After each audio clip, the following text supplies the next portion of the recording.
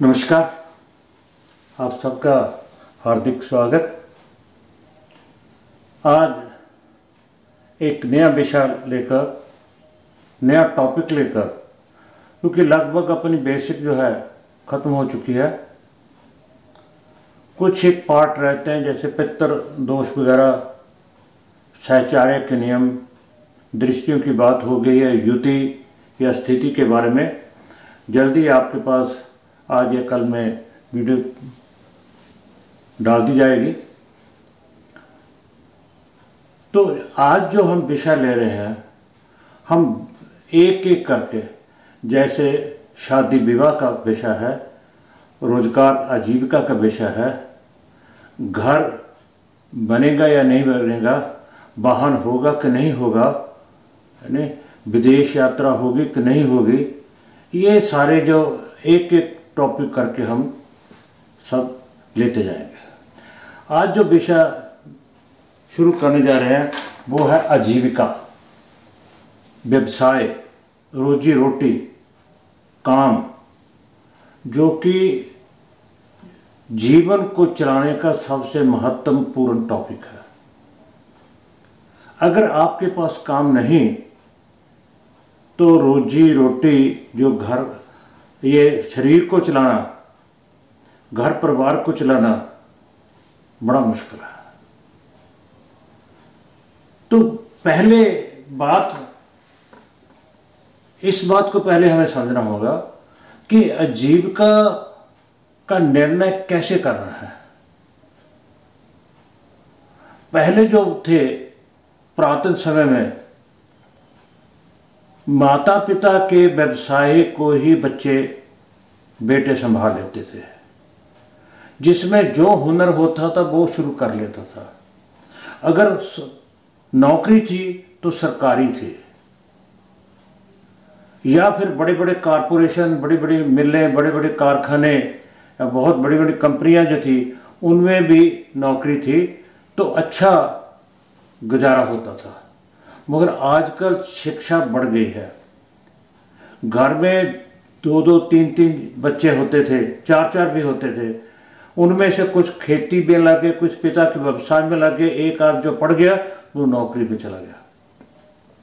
परंतु आज का जमाना शिक्षा प्रधान बना। शिक्षा का बहुत महत्व है। जो बच्चा पढ़ गया वो कहता मैं क्यों काम करूं। किसी का पिता कारपेंटर का काम करता है, यानी उसका बच्चा पढ़ के वो कहता है मैं क्यों करूं, मैं नौकरी करूंगा। मगर नौकरी बहुत कम हो गई है। अगर है भी सरकारी नौकरी तो बहुत ही कम हो गई है। अगर है भी तो अच्छे कंपनियों में है। कंपनियों में जाने के लिए कंपटीशन बहुत है। तो सबसे पहले ये जाने कि जो पिछले ज़माने में है काम थे, चाहे कारपेंटर का था, चाहे मिट्टी के बर्तन बनाने थे, चाहे खेती करनी थी, चाहे सिलाई का था, कोई भी काम था, हम लोग क्या करते हैं, जातियां बना लेते हैं। जबकि शास्त्रों में इसका वर्णन क्या है, वर्णों में है। वर्णों में विभाजन किया गया, ना कि जातियों में किया गया है। इतनी अच्छी खेती को उत्तम माना जाता था। उत्तम खेती, मध्यम व्यवहार, न खिद्ध चाकरी, न घर न द्वार। और नौकरी को तो सबसे नीचे माना जाता। और आजकल कहते हैं मेरे को सरकारी नौकरी मिल जाए, मेरे को अच्छी कंपनी की नौकरी मिल जाए, अपना काम जो है जिसको सबसे उत्तम माना जाता था उसकी और ध्यान ही नहीं देते, दूर भागते हैं हमसे। और हमारे ज्योतिषियों के लिए तो बहुत ही मुश्किल है। बहुत ही प्रश्नों की बौछार आ जाती है। वो पूछते हैं कि बच्चा के बारे में, ये बड़ा होकर क्या करेगा, नौकरी करेगा या कोई अपना काम करेगा। नौकरी करेगा तो सरकारी करेगा कि प्राइवेट करेगा, काम करेगा तो कैसा करेगा।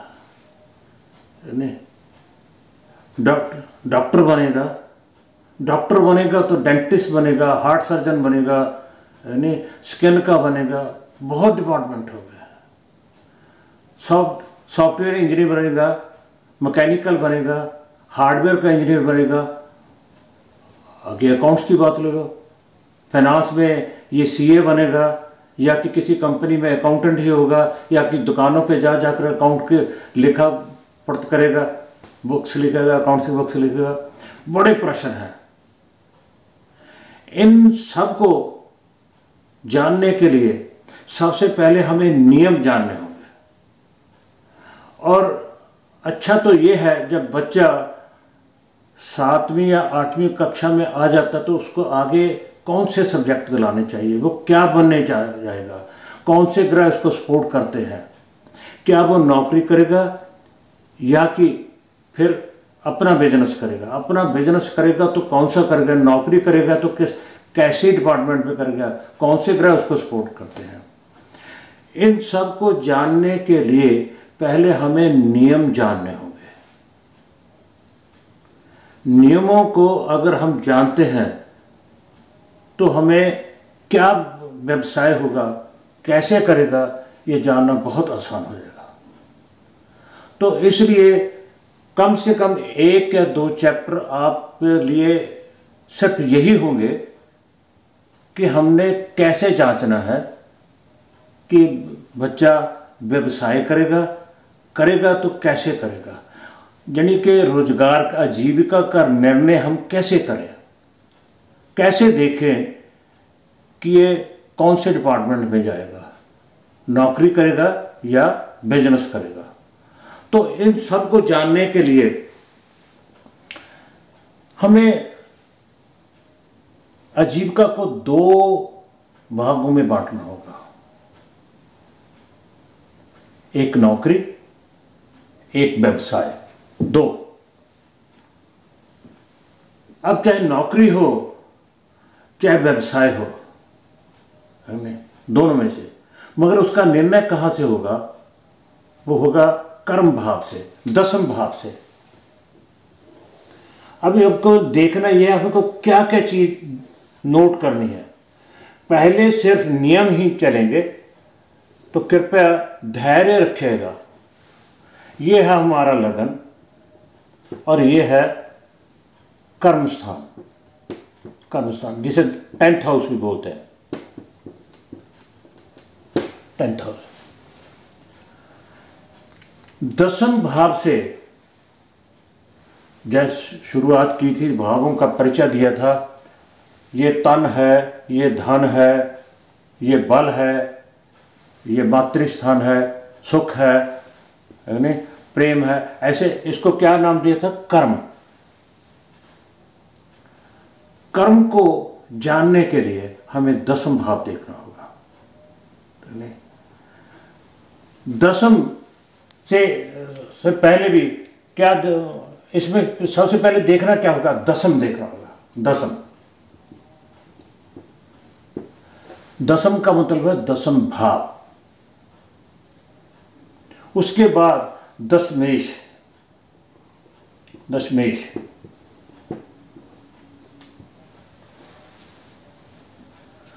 हम 10th को देखेंगे, दशमेश को देखेंगे, और फिर किसको देखेंगे, कारक को।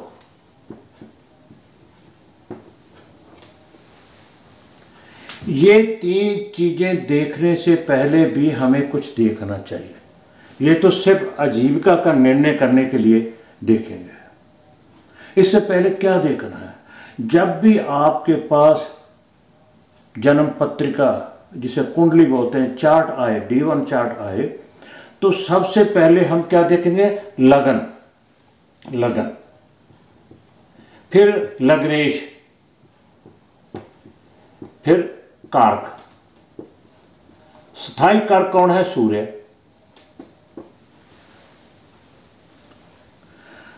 क्योंकि जो भी काम करना है, इस पत्रिका का जो ओनर है वो क्या है, तन है, लगन है। लगन ने ही काम करना है। सबसे पहले ये देखेंगे भी ये काम करने के, नौकरी करने के योग्य है, इसका शरीर तंदुरुस्त है, लगन कैसा है, लगन पीड़ित है, लग्नेश पीड़ित है, या कि सूर्य पीड़ित है। अगर सबसे पहले हमें ये इंडिकेशन मिलती है कि तन स्वस्थ है, तो फिर हम जाएंगे चंद्रमा के लिए।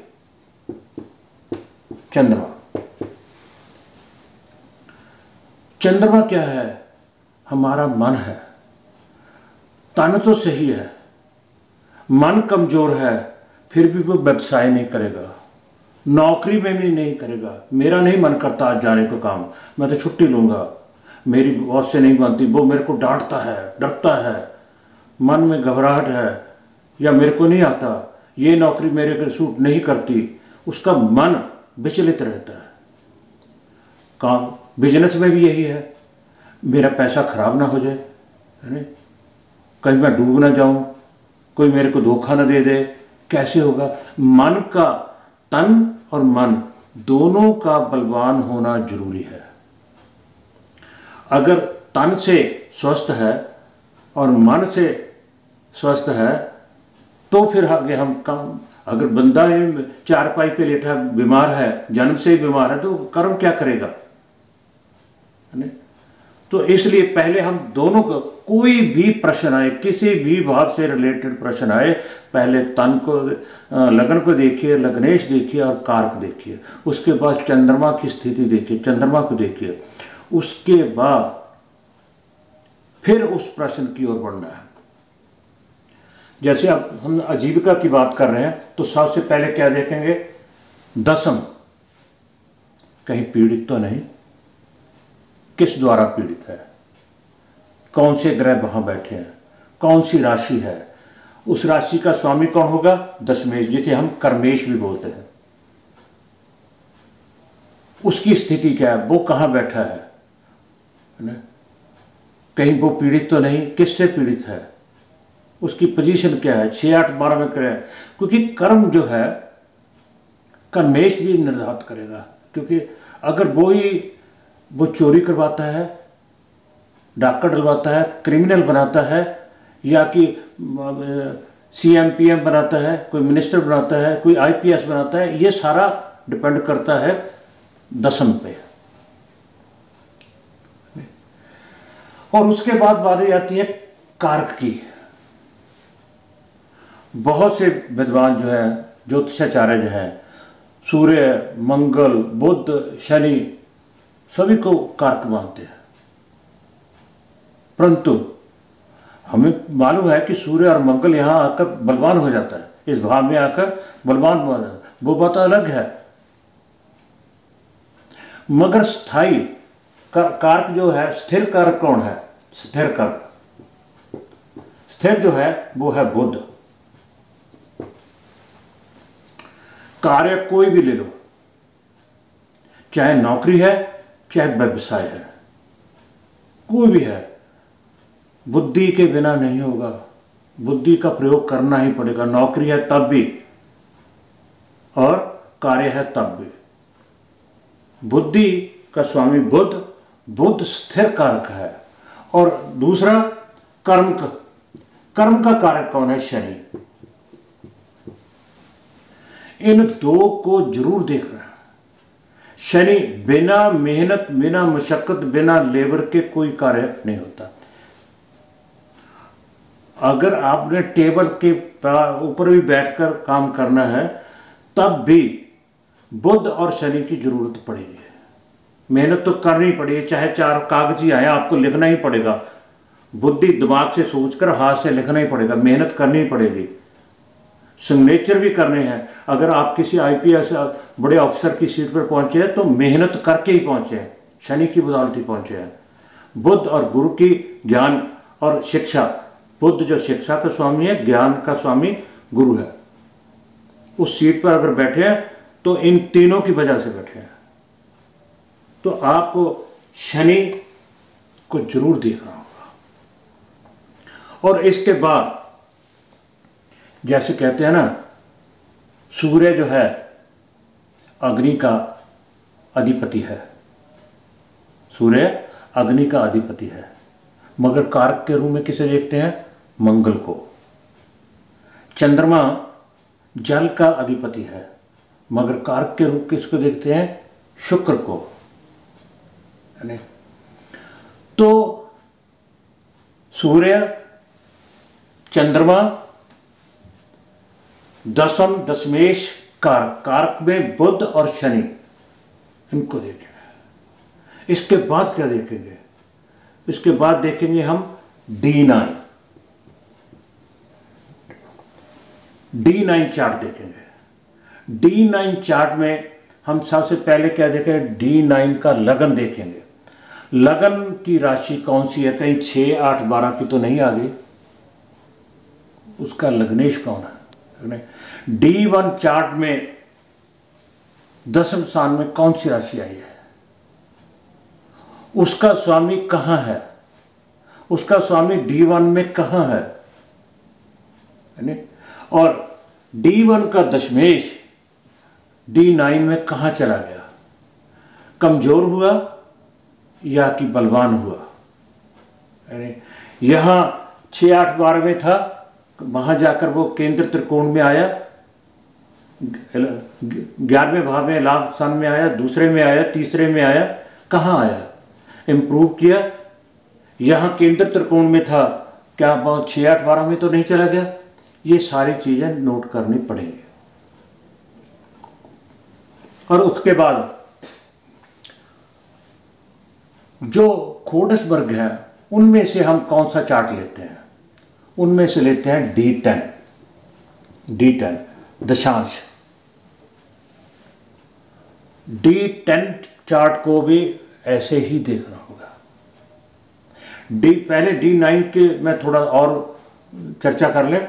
D9 में हम वहां पे बुध की स्थिति भी देखेंगे और शनि की भी देखेंगे। शनि से दशम भी देखेंगे, शनि से दशम भी देखेंगे। और ऐसे ही D10 में देखेंगे लगन का स्वामी कौन आया है, वो D1 में उसकी स्थिति कहां थी, और D10 में दशम भाव का स्वामी कौन है और कौन सी राशि है, और उसमें शनि की पोजीशन कहां है, शनि से दशम कौन है। D10 में भी लगन देखेंगे, दशम 10th हाउस देखेंगे, दशम देखेंगे, शनि देखेंगे, शनि से दशम, शनि से दशम भाव देखेंगे। ये सारी हमें देखनी होगी। अब बात आती है D1 के द्वारा एक पॉइंट और है, कहते हैं भावात भावम, भावात भावम। पीछे जब हम श्लोक कर रहे थे 12th हाउस के, उसमें भी आया था भी जैसे हम 12वें भाव को देखते हैं ऐसे ही बाकी भावों को भी देखना चाहिए। जैसे 12वां भाव किसका व्यय करता है, लगन का, तो दूसरे भी करते हैं, ऐसे ही सारे प्रश्नों को देखना चाहिए। तो उसका अर्थ क्या हुआ है? दशम से दशम, भावात भाव, हम दशम की बात कर रहे हैं। दशम से दशम कौन बनता है? 1, 2, 3, 4, 5, 6, 7, 8, 9, 10, ये 7th हाउस जो है, यहां से भी कर्म की बात होगी, नित्य कर्म की बात होगी। व्यवसाय का पार्टनर, लाइफ पार्टनर की तो होती है। व्यवसाय में आप पार्टनर करना चाहते हैं कि नहीं करना चाहते? तो हमें दशम सप्तम को भी नहीं भूलना चाहिए। सप्तम भी उतना ही महत्व रखता है जितना कि दशम रखता है। अगर हमारा दशम सपोर्ट नहीं कर रहा तो हम सप्तम से भी व्यवसाय का निर्णय कर सकते हैं। ये जो है, वैसे तो एक बात तो है, बाल श्रम की बात है ना, पहले बाल श्रम था, यानी अब कानून बन गए हैं, मनाही है बाल श्रम की। तो क्या होगा, बाल श्रम से बचने के लिए आपके पास आता है तो आपने ये देखना है दशा, दशा कौन सी है। दशा जो 18 से लेकर 40 वर्ष के बीच में जो दशाएं, उनको देखिए, उनमें से कर्म से संबंधित कौन सूट करती है, उसकी बात कीजिए। 18 से पहले वाले की बात मत कीजिए। देश काल और परिस्थिति को हमें जांच कर लेना चाहिए। इस पार्ट में इतना ही। ये नियम है, आगे हम प्रैक्टिकली करेंगे। एक पार्ट और समझाने के लिए भी, निर्णय कैसे करना है, तो कृपया धैर्य रखना होगा। अगर मेरी वीडियो आपको अच्छी लगे तो कृपया लाइक, शेयर और सब्सक्राइब जरूर कीजिएगा, ताकि औरों को भी फायदा पहुंच सके। इस वीडियो में इतना ही। अगली वीडियो में कैसे हम निर्धारित करेंगे आजीविका, कौन सा ग्रह होगा आजीविका के लिए, तो उसका हम जिक्र करेंगे। आप सबका बहुत बहुत धन्यवाद।